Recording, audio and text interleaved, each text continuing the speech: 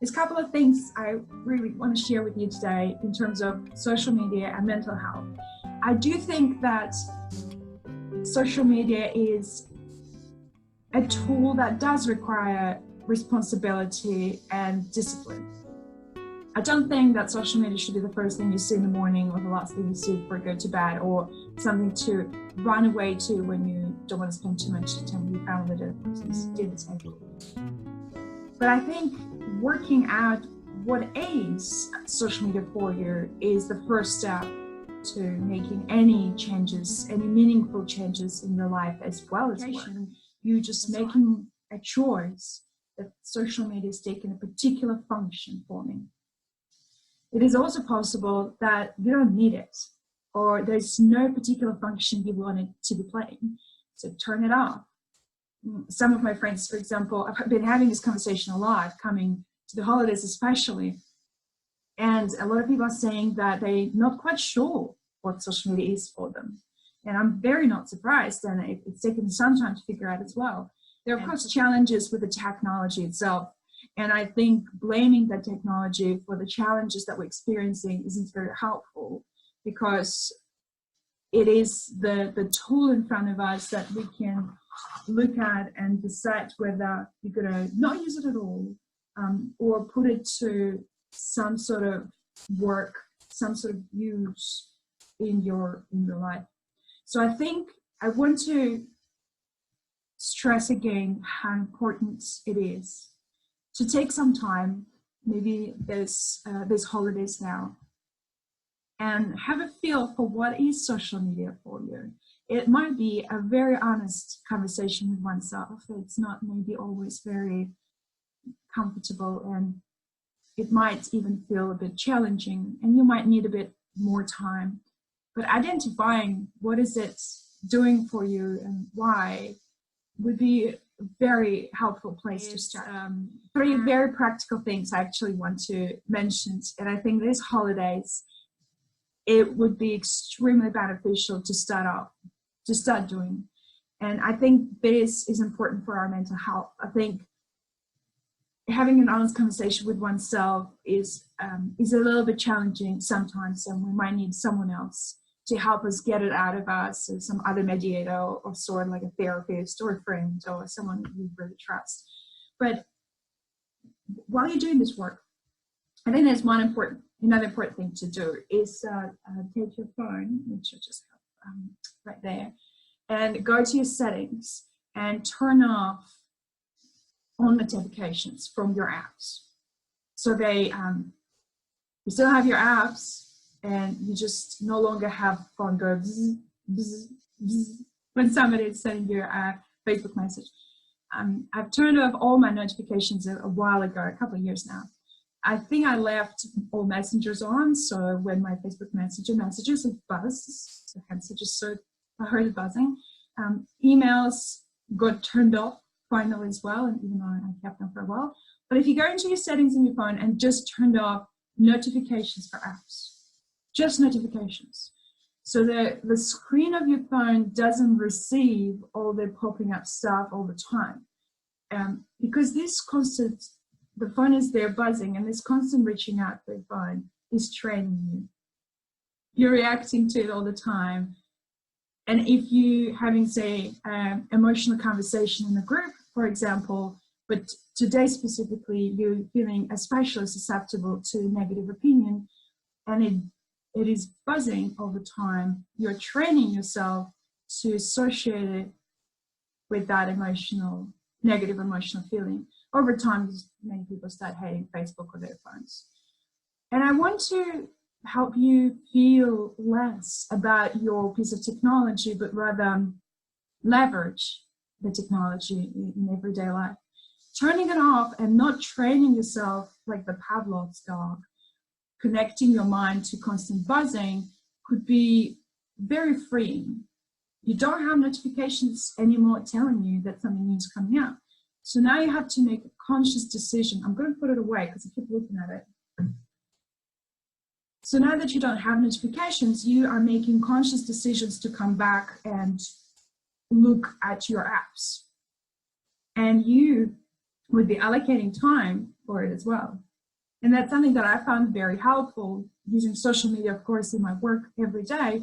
I allocate chunks of time when I do it because I need to free my mind for strategy. I need to have space in my head for innovative ideas. And I need to be away from the laptop or the screens or the phones, and maybe be in the nature, be in the office. It doesn't matter, but splitting what your brain is doing instead of doing many things at the same time, but choosing one task makes your one task effective and mindful. So when you're deciding to go and do that task, you know why you're performing it. And as you're doing it, you can finish it and move on to the next one. And then that, in that mindful doing, you only get the benefits of that process. You don't get so tired of it. You don't get pulled by different tasks or different people.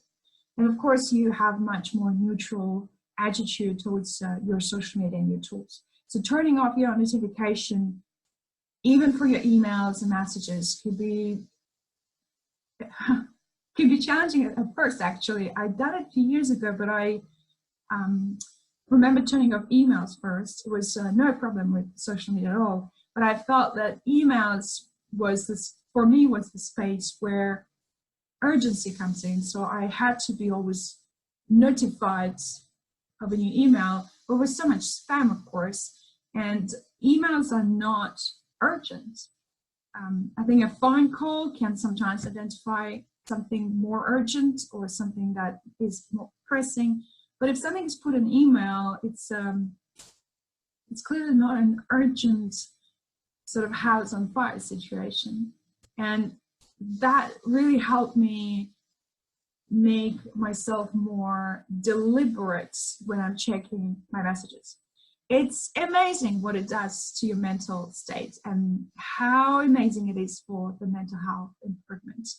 You're no longer connecting how you feel in your mind to the buzzing of the phone, and you now take charge of when you give yourself to the messages to read and respond. So people are no longer intruding in your life, a lot of the times unknowingly, of course, but they're not coming into your life anymore, but you make a choice to go to them when you feel it's the right time to do it. It's so empowering, I feel. Definitely turn off your notifications and just see how it feels. You definitely need to test it for yourself. Don't take my words for granted. The second one I want to tell you about, and I've realized something that is not so well known, is the desktop on your laptop.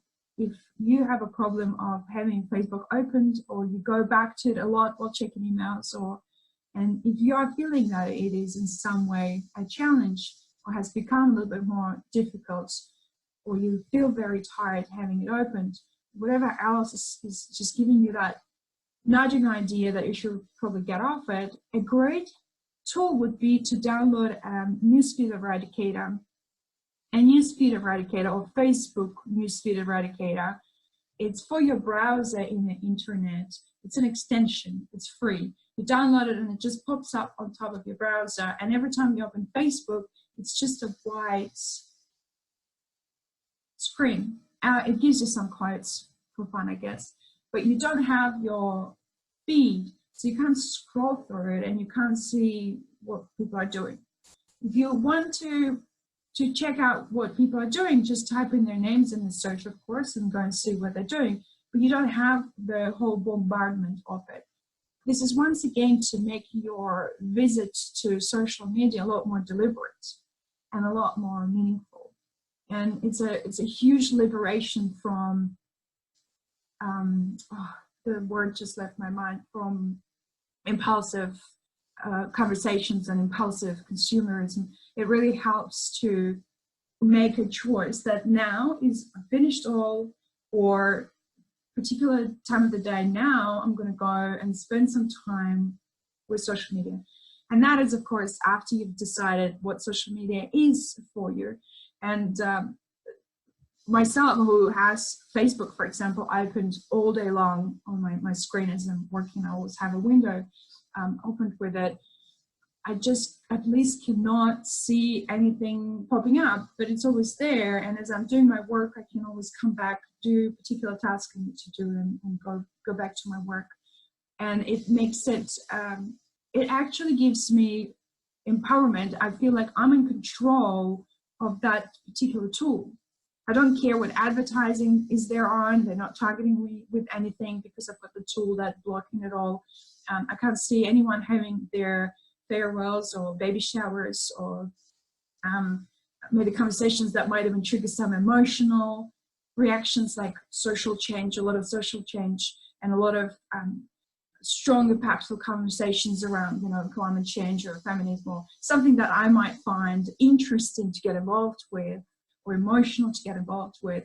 It's no longer there when I don't really want it to be there, but I might not know that right now I'm in a mindset or a mental state where, say, reading another article about climate change will send you to tears. And I might not know that specifically now, but I also no longer have access to people discussing the topic on social media, for example.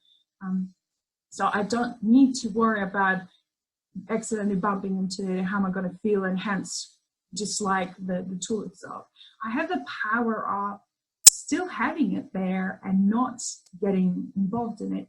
And over time, it trains you so well that you lose that a dislikeness or strong emotion towards, say, Facebook. You no longer have to say, oh, this Facebook is just, it's just so bad. It's manipulating us. It has all the, it just goes away, and you are very clear what the social media means to you. And it just gives you so much power. And those two things I find are external helpers. So turning off your phone notifications and downloading Facebook Newsfeed Eradicator for your desktop would just help you with some external control. But of course, everything is here, not so much outside. So doing your internal work is extremely important. But I think with the support of the external tools, like having notifications off and maybe having removed newsfeed, will just help you with your internal work a little bit more. And with internal work, I definitely want to mention a few things, because now is such a good time to maybe test new habits. Just maybe try them and see whether this is something that you can continue repeating in the new year. Good habits, bad habits, they all come the same way. We just continue repeating them. Whether that's a desire to go back to Facebook again, for some people it might be smoking, for some people it might be excessive exercising. It might be how we react to someone's words about a particular topic. We just continue reacting the same way because we've trained ourselves to do it. And the repetition is where we can really establish a new habit quite easily over time. And I think there's two things with that. Interesting process. If you wanted to establish a new habit because you realize that I'm no longer eating cakes, or which is a crazy idea, so I don't suggest that. But if you've decided to, say, spend a little bit less time on Facebook, and you realize that I'm now using Facebook for this particular reason. For example, I'm going to practice my conversations with people in a particular area of, say, animal rights, because I'm trying to get involved with not-for-profits around animal rights. So I'm going to go into groups and have productive conversations with people. But every time there's a conversation, it really triggers something. And at the dinner table on Christmas, then you feel a very similar feeling. And they're connected together, and we continue repeating it, and you might be continuing feeling it. One thing that is extremely helpful is to stop.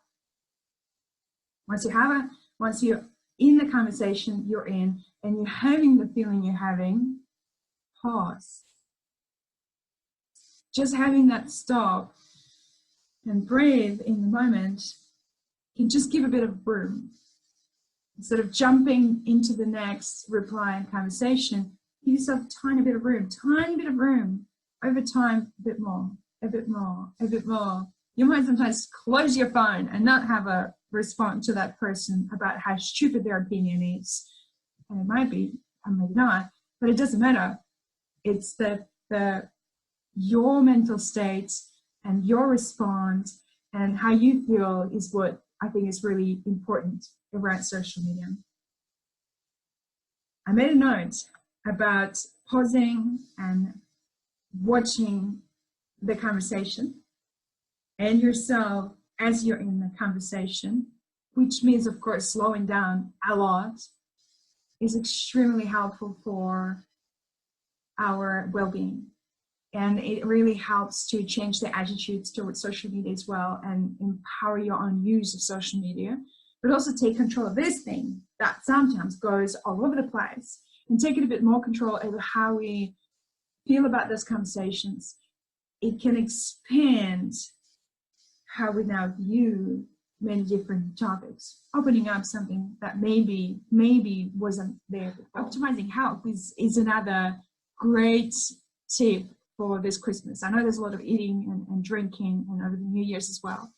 And it might be really interesting and curious to try and remove something that is not working for you. Some people claim to really love drinking, smoking, and not sleeping for many hours and only having a little bit of sleep as a working normal human condition for them. And whether it's true or not, it's something for them to explore. But it's interesting that we indeed are very different, and we need different amounts of sleep and rest. And working out what is your amount of sleep and eat and food and drink and what type of it and why is where you can optimize your health. And with better physical health comes better mental health and other way around as well, which will allow you to come back to any social media channel that you're using with a lot more control over it. I believe that with, say, a good experiment actually for yourself is have a look when you have more sleep versus less sleep, and then how you feel about your responding or your perception of other people on social media, and keep a written diary and just write down the date and how less or more frustrated you felt with particular things. If it's not social media, it's easily noticeable as well in families and work. We're a lot more tolerable of someone's opinions or someone's having mistakes when we had more sleep and better food. And again, don't trust my word on that, even though there's a lot of research which you can have a look into as well. But give it a go as a test. Try and see which food makes you feel better and which food makes you feel less off, and whether alcohol makes you feel better or less, and whether you get more sleep you feel better or less off. And there's different other little habits that we have in everyday life we might have not questioned just yet. And optimizing health and finding out what is working for you, or just trying those little things and see whether that affects how you feel about your interactions on social media or how you use it in social media. And of course, the final one in this internal work, the external work to help you with social media usage, or just to improve some of your ways of doing it. And then we're talking about internal work. And one of the really important elements that I was talking about a lot in the beginning was being more deliberate and decided on what social media is for you. And every time you go back to every channel, just a second before, make sure it's a deliberate decision. Make sure you know why you're going back to social media. Sometimes it's worth writing it down as well, and I've done that practice and I found it very interesting because it uncovers things I haven't thought about it before. But making all your decisions and all your movements and choices a little bit more deliberate helps you take power and take control over those decisions, and then you can explore it even further. And it makes you feel so much more like a superhero from a cartoon, or just a really strong, empowered human being who is not bombarded by things but can make deliberate choices what to look at, what not to look at, what to react, what not to react to. And all of those things are practices. It's really a skill to be able to be more deliberate, to take pauses, and to decide why you're using social media and what for, noticing how you feel. They're all practices. And it's just skills. It's nothing that gifted people have more of, not something you have less of because you're not them or because you work in a particular space. They are all human things we all have, and we just need a bit more practice and slowing down before we take the action. So it's not something that is not attainable at all.